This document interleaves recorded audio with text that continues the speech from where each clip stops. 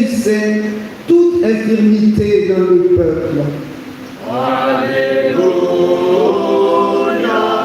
Alléluia,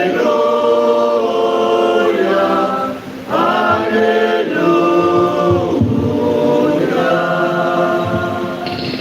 Le Seigneur soit avec vous. Et avec votre esprit. Évangile de Jésus-Christ selon ses mains. Gloire à toi, Seigneur. Veuillez vous asseoir. En ce temps-là, après la traversée, abordant à Génézareth, Jésus et ses disciples accostèrent. Ils sortirent de la barque et aussitôt les gens reconnurent Jésus. Ils parcoururent toute la région et se mirent à apporter les malades sur des brancards, là où l'on apprenait que Jésus se trouvait. Et dans tous les endroits où ils se rendaient, dans les villages, les villes ou les campagnes, on déposait les infirmes sur les places. Il le suppliait de le laisser toucher, ne serait-ce que la frange de son manteau. Et tous ceux qui la touchaient étaient sauvés. Acclamons la parole de Dieu. Louange à toi, Seigneur Jésus.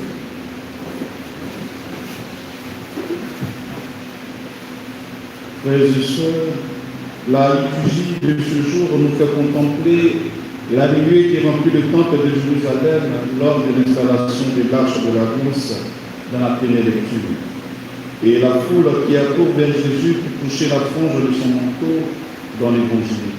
Dans les deux cas, c'est la présence de Dieu qui se manifeste, une présence qui dépasse nos attentes et qui transforme nos vies. Dans le premier livre des rois, Salomon fait entrer l'arche dans le Saint des Saints. La nuée était dans le temple, signe que Dieu lui-même vient habiter au milieu de son peuple.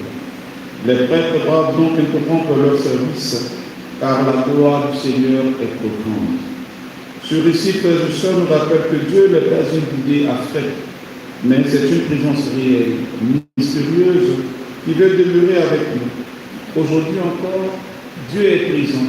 Il habite nos églises, il habite notre communauté paroissiale, il habite également nos vies, chaque fois que nous nous ouvrons un espace. Dans l'Évangile, cette présence a se fait proximité et compassion. Jésus est reconnu et les foules accourent avec leurs malades. Il ne demande pas de grands discours, mais simplement de pouvoir toucher la frange de son manteau. Et tous ceux qui la touchent sont sauvés. Ici, la gloire de Dieu n'est plus seulement une nuée qui remplit le temple, mais c'est un visage humain. C'est une personne, une main tendue, une proximité qui guérit. Ces frères et sœurs, ces deux textes nous disent. Ils nous disent que le Dieu de gloire qui habite le temple de Jérusalem est le même qui se laisse toucher dans l'humanité de Jésus. La nuée qui envahit le sanctuaire devient la miséricorde qui envahit nos vies. Dieu n'est donc pas enfermé dans un lieu sacré. Il se rend présent là où les hommes souffrent et espèrent. Dans nos circonstances actuelles marquées par tant de fragilité, crise sociale, tension, maladie, incertitude et autres, cette parole est pour une consolation, car Dieu n'est pas absent de nos vies, de ce que nous vivons, de ce que nous traversons. Il se laisse toucher par nos détresses comme Jésus à Génézareth. Il est là, mystérieux et proche, transcendant et incarné.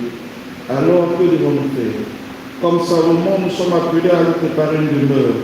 Et la plus belle des demeures, c'est notre cœur. C'est également une communauté accueillante, une église qui laisse la place à la gloire de Dieu.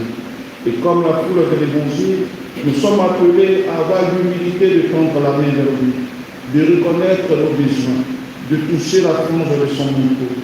Car la foi n'est pas d'abord une théorie, elle est un geste de confiance, une ouverture à la présence de Dieu qui sauve. Que cette liturgie nous aide à croire que Dieu continue d'habiter notre monde, même si ce monde est obscurci, et qu'il se laisse toucher dans le Christ. Que nos vies deviennent des temples vivants, remplis de sa gloire et de lieux de guérison pour nos frères. Ainsi, dans la simplicité de notre foi, nous expérimentons que tous ceux qui touchent son vêtement sont sauvés. Que Dieu nous y aide. Amen.